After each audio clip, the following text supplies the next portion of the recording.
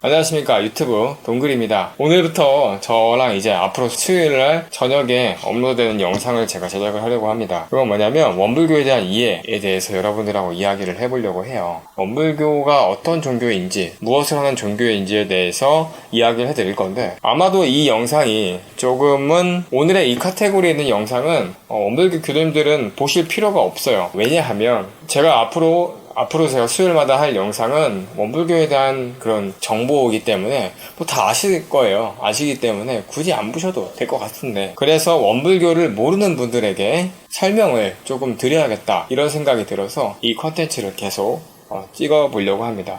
자, 오늘은 가장 기본이 될 수 있는 부분, 교리 이런 거보다 더 쉬운 거부터 할 거예요. 원불교의 교당은 어떤 곳인가에 대한 부분입니다. 제가 현재 있는 곳이 교당이긴 해요. 저한테 직접 오시면 뭐 교당을 설명해 드리는 건 뭐 라운딩까지도 충분히 가능하겠죠. 하지만 지금은 비대면 사회가 됐죠. 그래서 어떻게 할 수가 없어요. 다행히 유튜브라고 하는 신세계가 있기 때문에 이걸 통해서 여러분들에게 정보를 전달해 줄 수 있어서 좋은 것 같습니다. 아주 간단하게 설명을 드릴게요. 아주 간단하게. 원불교의 교당이라는 곳은 이 교회나 혹은 절의 교회 같은 곳, 혹은 그 불교의 절, 혹은 성당, 이런 곳을 원불교에서는 교당이라고 이렇게 이야기를 합니다. 결국엔 종교 활동을 주로 하는 그런 장소라고 볼 수가 있겠네요. 그렇다면 이 원불교의 교당 안에는 뭐가 있는가? 이것도 좀 소개를 해드려야겠죠. 직접 다니면서 보면 좋겠지만, 성당 같은 데도 가보면 본당이라고 해서 엄청 큰 그런 장소가 있죠. 그리고 절에도 큰 법당이 존재합니다. 원불교도 법당이라고 하는 것이 존재해요. 더 큰 범위를 보면 대각전이라고 해서 큰 법당을 이야기를 하는데, 자, 이 법당이 어떻게 생겼냐고 하면 딱 들어가 보면은 그 딱 가운데 원불교의 상징인 동그란 일원상이 걸려 있습니다. 이곳이 법당이에요. 맨 앞에 원불교의 핵심이라고 할 수 있는 법신불 일원상을 모시고 있는 공간이 바로 법당이라는 거죠. 그렇기 때문에 일원상을 모시는 곳이 대각전이라고도 이야기를 해요. 그래서 가장 크게 지어있고 가장 신성하게 여기는 곳이기도 합니다. 그리고 또 다른 데로 들어가 보면 그 교당에는 뭐 그 성직자, 원불교는 교무님이라고 하는데, 이건 나중에 또 말씀드릴게요. 이 교무님이라고 하는 분이 살고 계신 또 생활관이 또 같이 존재를 합니다. 그 외에도 뭐 작은 속모임 공간을 활용할 수 있는 장소나 작은 법당이라 소법당이라고도 이렇게 대부분이 다 소법당이 있을 거예요. 소법당 이렇게. 교당은 그렇게 이루어져 있습니다. 그렇다면 두 번째로 교당에서는 무엇을 하는가? 네, 이것도 궁금하실 거예요. 원불교에서는 가장 기본이 되는 종교 활동을 이 법회라고 합니다. 그래서 정례법회, 매주 보는 법회를 정례법회라고 하죠. 대부분 이 법회는 일요일날 오전에 법회를 봐요. 그래서 교당에 한 번쯤 가고 싶으신 분은, 내가 언제 한번 가보고 싶다, 이런 분들은 일요일날 오전에 원불교라고 써있는 곳에 대각전에 들어가시면 될 것 같습니다. 그런데 지금은 또 비대면 사회라서 유튜브를 통해서, 온라인을 통해서 이 법회를 보고 있죠. 그러니까 검색을 할 때도 내가 원불교 검색을 하면은 법회를 일요일날 또 오전에 하는 곳이 많아요. 그래서 그곳에서 함께 법회를 보는 것도 뭐 괜찮을 것 같습니다.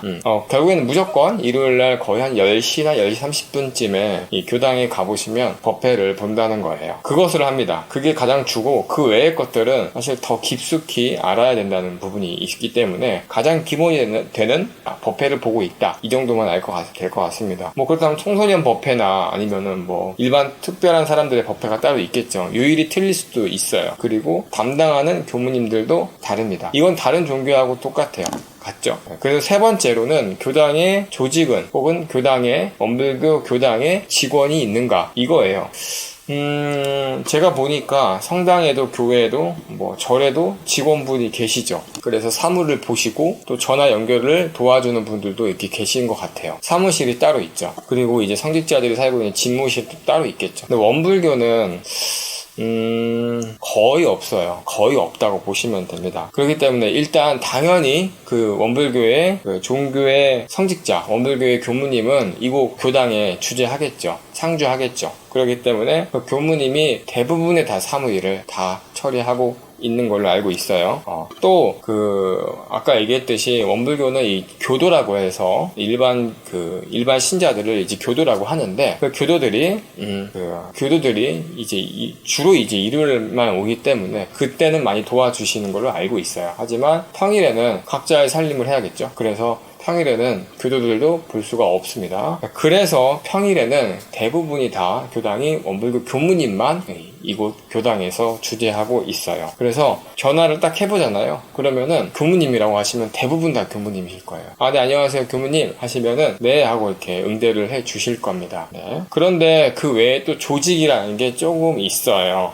각 교당마다 이 교도라고 하는 집합의 이제 회장과 부회장, 이런 회장 단위라는 게 형성이 되어 있고, 또 그 외에 단장과 중앙이라는 것이 있어요. 이게 뭐냐면 원불교는 공부하는 마음 공부하는 집단 모임이기 때문에 그 마음 공부를 다 같이 하기도 하지만 단을 이뤄가지고 함께 단장이 있고 중앙이 있고 함께 단원이 있어서 공부를 합니다. 그렇기 때문에 이 단장 중앙까지도 이 회장단 혹은 요인회라고도 이렇게 이야기를 해요. 단장 중앙까지 그런 조직의 위에까지 이렇게 보기도 하는 거죠.